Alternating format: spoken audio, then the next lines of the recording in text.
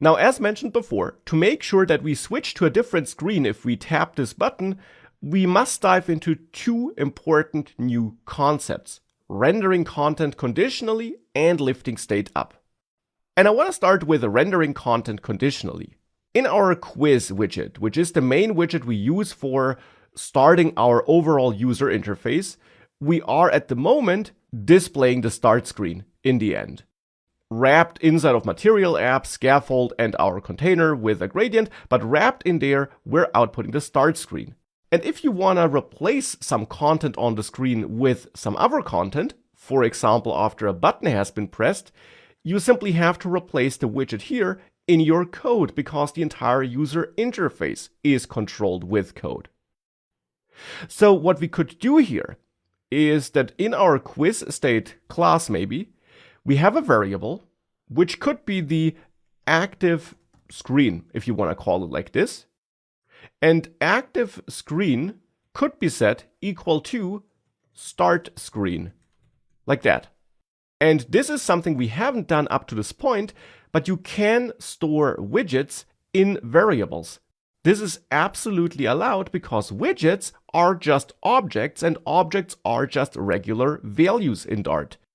So you're not limited to storing some text or some numbers like 30, but you can store widgets inside of variables.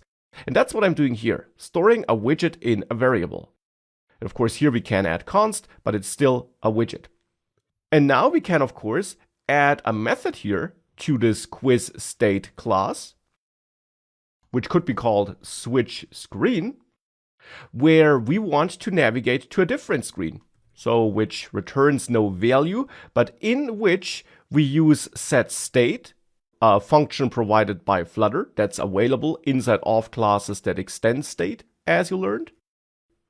And to setState, you have to pass a function, for example, an anonymous function. And in this function, you then should perform any data changing activities that should be reflected on the user interface. So in there, we could set active screen to our questions screen here. And for that, of course, questions screen must be imported. So you must add an import statement where you import from your own package and there from the questions screen.dart file. With that, questions screen should be available if I add the missing S. And we would now overwrite the value stored in active screen with this screen widget here when executing switch screen. Now at the moment this causes an error because a value of type questions screen indeed can't be assigned to a variable of type start screen, and we get this error because active screen infers its type from the value that's used for initializing this variable, and this value, whilst being a widget, is of course also of type start screen. Because whenever you create a class in Dart, that class also automatically gives you a type of the same name.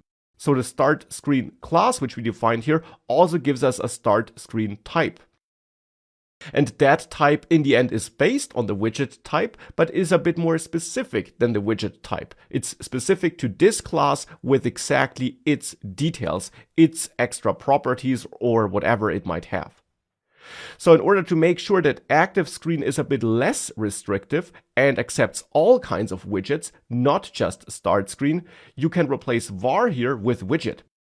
And that's one of the use cases or scenarios where you indeed would want to replace var with a more specific type.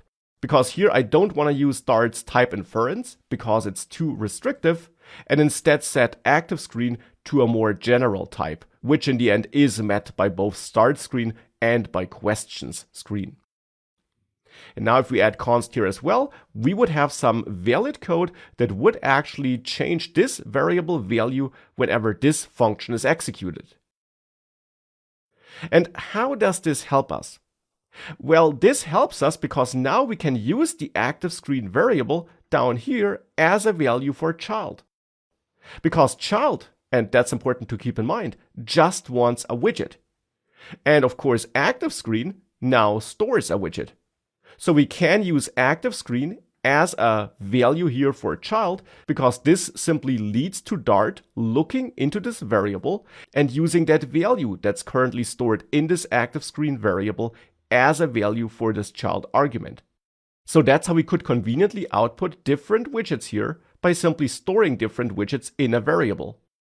And since we call setState, and that's also why it's important to call setState, this build method will be executed again.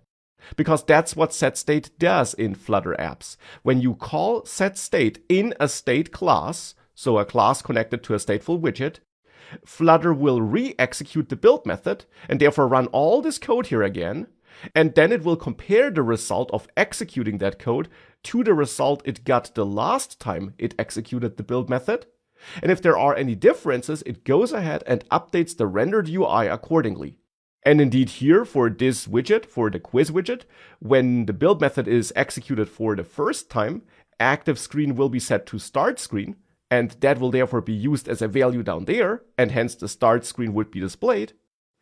But if then for whatever reason switch screen executed and ActiveScreen would be set to question screen with help of setState, the build method would run again, but now ActiveScreen is equal to questions screen, and therefore down here questions screen would be output. And Dart would detect that there are differences between these two widget trees, the old one and the new one, and it would update the UI accordingly.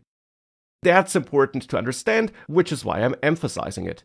And this approach we're using here, where we're setting a variable to different values, is one way of rendering content conditionally. It's not the only way, and you'll see some other ways later as well, but this is one way. But of course, at the moment, we're never executing switch screen. This switch screen function here, the switch screen method, is not connected to this button. And that's of course what must change, and that's exactly what we'll do by lifting the state up.